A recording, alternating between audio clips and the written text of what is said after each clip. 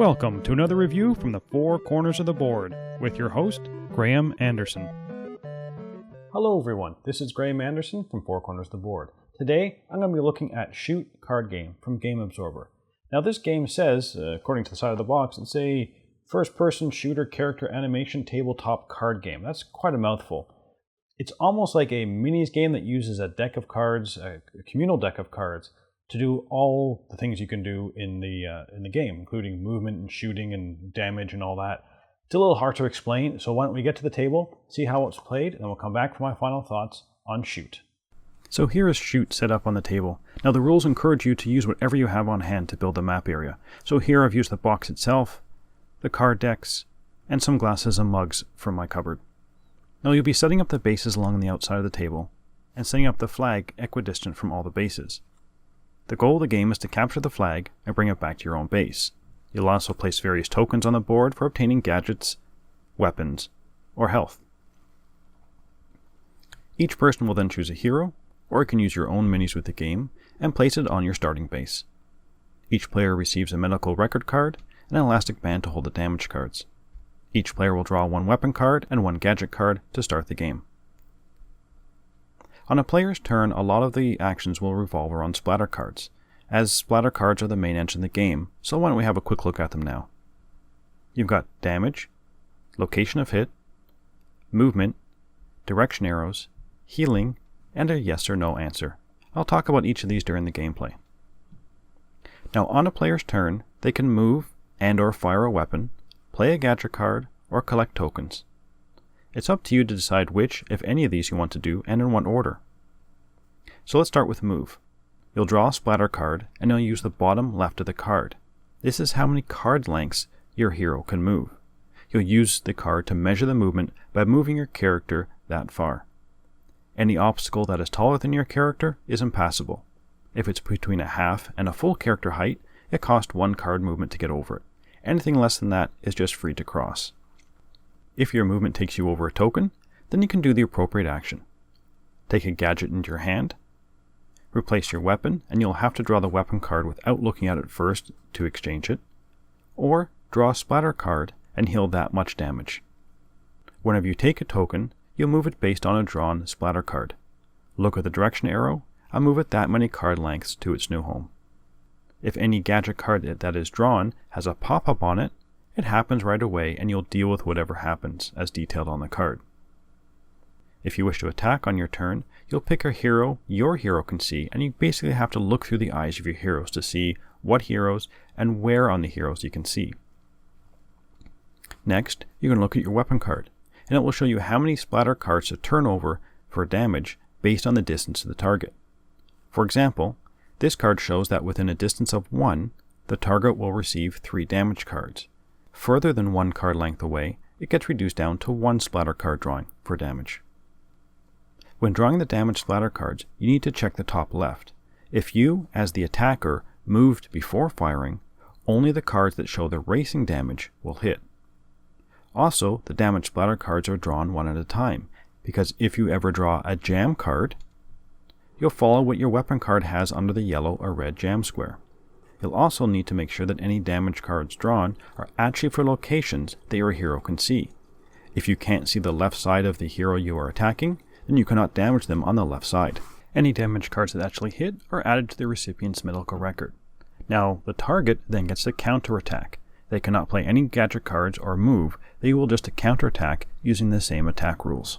On your turn, you can also play a gadget card, either before or after moving, before or after an attacking, or whenever you wish. For that, you're just going to follow the rules as outlined on that card.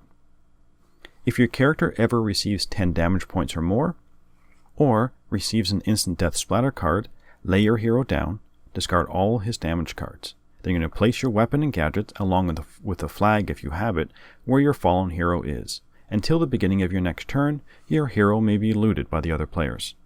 Now whoever kills you also gets to draw a gadget card from the deck. Then, when it's your turn again, you will respawn at your home base. If you had the flag, it goes back to the starting point. You'll draw a new weapon and gadget card. And that's basically the rules. The goal of the game is to get the flag and successfully get it back to your home base. The first player to do that is the winner. Now if you ever have any questions about the rules, then you're going to ask the splatter cards. You're going to ask it a yes or no question, turn over the top splatter card, and it will tell you the answer. Anyway, that's it for the rules. So let's get back to the table to see what I thought about Shoot card game. So, what did I think about Shoot? Well, honestly, although I enjoyed the game, I realized that this game is not for me, as I'm not the target audience. This game feels as if it was designed for, the younger male audience, like late teenagers, early university/college age people, and that's just not me anymore. One of my first issues with the game is the art. I really did not like the art. And I'm not going to show you any of the art on the cards because of the second issue, and that is some of the questionable content on the cards, including swearing and just some other questionable content. I prefer my games to be very family friendly, that I can kind of sit down with any group of people and play it. This one, it's going to be questionable whether it gets to the table.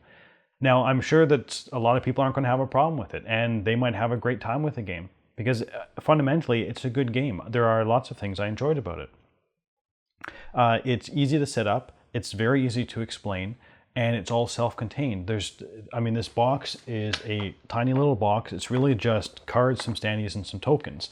But you can use whatever you have around the house to kind of build whatever map you want. You want to be multi-tiered, you want it to be this 3D, very complicated thing, you can do it. You saw through the walkthrough, I was using mugs and cups to do it. So I like really that. I also like some of the meta in the game, because you can use stuff from around the house. Some of the cards, one example, I think it's the laser weapon. It says if you can see through an object, therefore like a glass, you can shoot through it. And because it's a laser, it kind of makes sense.